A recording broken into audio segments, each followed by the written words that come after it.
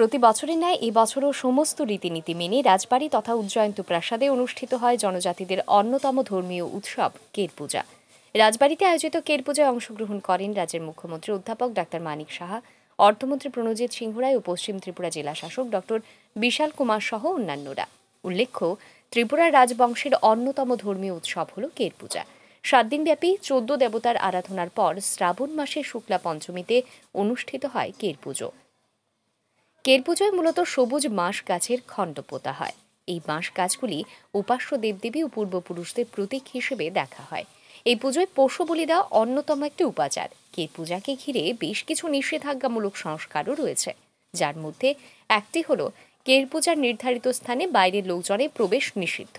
তাই এদিন মুখ্যমন্ত্রী সহ উপস্থিত অতিথিরা পুজো উপভোগ করার জন্য রাজবাড়ির ভেতরে একটি আলাদা স্থানে এলইডি স্ক্রিনের বিশেষ ব্যবস্থা রাখা হয়েছে। সেখানেই মুখ্যমন্ত্রী সহ অন্যান্য সকল অতিথিরা পুজো উপভোগ করেন। এদিন পুজো শেষে সংবাদ মাধ্যমের মুখোমুখি হয়ে রাজ্যবাসীকে, বিশেষ করে রাজ্যের জনজাতি অংশের মানুষদের কের পুজোর শুভেচ্ছা জানান মুখ্যমন্ত্রী। পাশাপাশি কের পুজোর মাহাত্ম্য নিয়েও আলোচনা করেন মুখ্যমন্ত্রী। আমি সমস্ত ত্রিপুরাবাসীকে কের পূজা উপলক্ষে হার্দিক অভিনন্দন, শুভেচ্ছা জানাতে চাই। এবং আমরা সবাই জানি যে 14 দেবতার পুজো যখন শেষ হয়, মানে খার্চি পূজা যখন শেষ হয়, তার 14 দিন পরে এই কের পূজা এখানে হয়ে থাকে এবং মহারাজ ত্রিলোচন থেকে আরম্ভ করে এই কের পূজা শুরু হয় এবং এখনো তার যে এই পূজা সেটা কিন্তু নিয়মিতভাবে এটা চলছে এবং রাজবাড়ির সামনেই পুজো হয়ে থাকে। আগে তো পুরো প্যালেস কম্পাউন্ড আমরা দেখতাম এই কের পূজার ভিতরেই থাকতো এবং এই কের পূজা উপলক্ষে যে মূলি বাঁশকে তার প্রতিকৃতি করে এখানে পুজো হয়। আজকে যারা চন্তায়, যারা ওখানে 14 দেবতার বাড়িতে পুজো দেন, যে পুরোহিত, তাদের চন্তায় বলা হয়, তারাও এখানে এসছে, তাদের আশীর্বাদ আমরা নিলাম।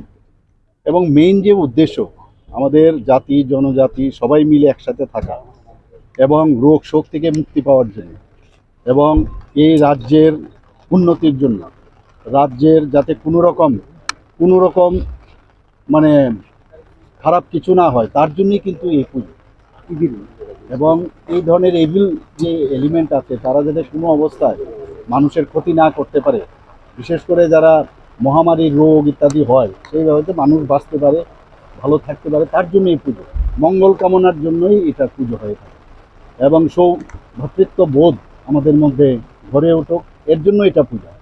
শুধু মহারাজ এই যে এখানে বাড়ি, মহারাজার বাড়ির সামনেই শুধু হয় না, রাজবাড়ির সামনে হয় না, গ্রামে গঞ্জেও অনেক যারা ত্রিপুরী আছে, রিয়াং যারা আছেন, বা যারা আমাদের অন্যান্য যারা ট্রাইবেল যারা জনজাতি গোষ্ঠী আছে, তাদের মধ্যেও কিন্তু এই কের পূজা হয়ে থাকে।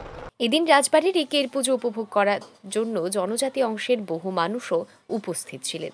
ব্যুরো রিপোর্ট, আর ই নিউজ।